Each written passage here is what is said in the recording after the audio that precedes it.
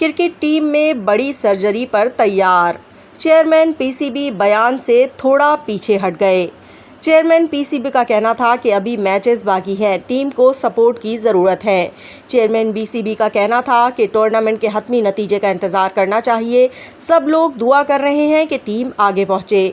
उन्होंने कहा कि मशावरत जारी है। फिलहाल इस मौके पर इस हवाले से मज़ीद बात करना मुनासिब नहीं। जैसी भी टीम है उसे लेकर इस टूर्नामेंट में आगे चलना है।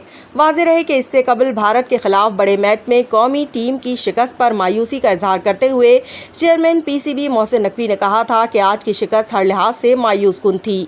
पाकिस्तानी क्रिकेट इस वक्त अपनी सबसे कम दर्जे की परफॉर्मेंस पर है।